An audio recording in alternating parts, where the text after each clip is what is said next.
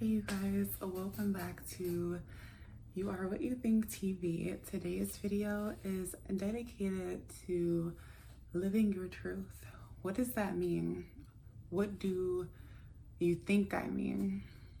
I'll tell you what I mean, but you can think about what that means to you when you hear living your truth. For me, living my truth includes living by the principles, beliefs, and the code that I set for my own life.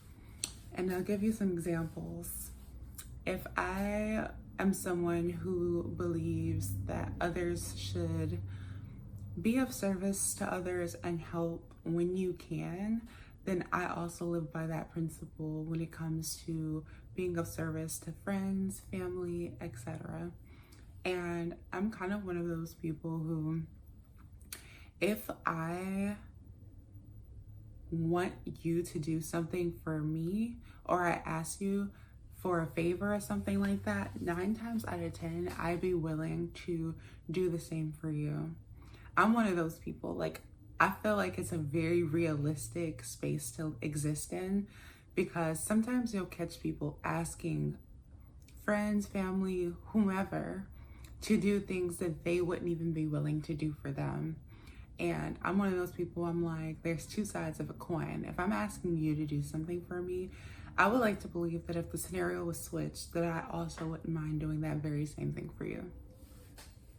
And so I'm bringing this up because oftentimes we say we believe certain things, we say we live by a certain code, we become hypocrites in our own reality, in that truth that we're supposed to be existing in.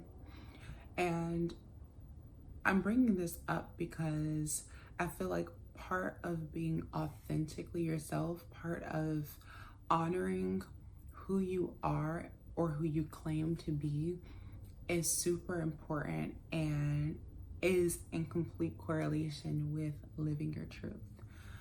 Oftentimes, people find themselves lying to themselves, lying to others. And part of that reason is because they don't honor the code they claim to live by. And when I say that, I just mean, when I say honor the code they claim to live by, I'm just saying they are saying one thing, but doing something else. They're saying one thing, but showing actions that don't align with what they say they believe or what they even think they believe. And I think part of the reason why it's important to honor your code, why it's important to stay true to who you are and to embody what you claim to believe in, is because you want to be someone who can be trusted, who is honest, who is reliable, and who has a very strong moral and ethical foundation, if that makes sense. If people know what you believe in, if people know what you do in your daily life, if people know how you conduct yourself around others, if people know how you treat other people and how you yourself want to be treated, then 9 times out of 10, they're more likely to trust you when you say you're going to do something, or when it comes to you presenting yourself to society. They're more likely to believe that version of you versus a side of you they may not have seen. So there are many sides to people. I understand that. I totally believe in code switching when necessary, but there is still a bottom line base of who you are at all times, no matter who you're in front of. And those are the principles I'm saying you should live by. Those are the principles I'm saying that you should embody at all times. And to me, it's just a code of honor. And so I want you to think about the things you think you believe in, or the things you say you believe in. I want you to think about the things you do. I want you to think about the things you talk about, or you share with others, and see if what you do is in alignment with everything you believe you are and everything you believe people think you are, if that makes sense. That could be two different things sometimes. I will say that sometimes we see ourselves differently from how other people see us. And that can be a result of the things we talk about with said individual, or the things we share with said individual, or just how we exist in that other person's space when we are around them. And people create these ideas or these perspectives based off of their own firsthand personal experience. We tend to have an idea of who we are based off of our overall and how we exist in our own lives, but also the lives of others, coworkers, etc. So I want your focus. I know we're slowly getting into the fall season and we are working on, or we're probably not even thinking about New Year's resolutions. You're probably just focused on completing goals and tasks for the rest of 2025. But I want you to truly take the time out to write down who you think you are. Write down your characteristics, write down your qualities, write down things you think you need to work on. Be honest with yourself.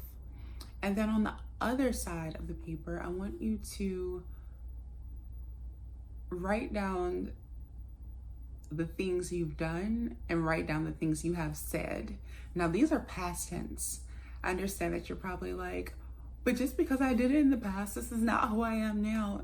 That's perfectly fine. But I want you to have a clear picture of how you've been perceived in your past based off of the things you've talked about, based off of the conversations you engage in, and based off of the things you have done versus who you've always believed yourself to be, the things you've claimed to believe in, the things you believe you embody. So do that.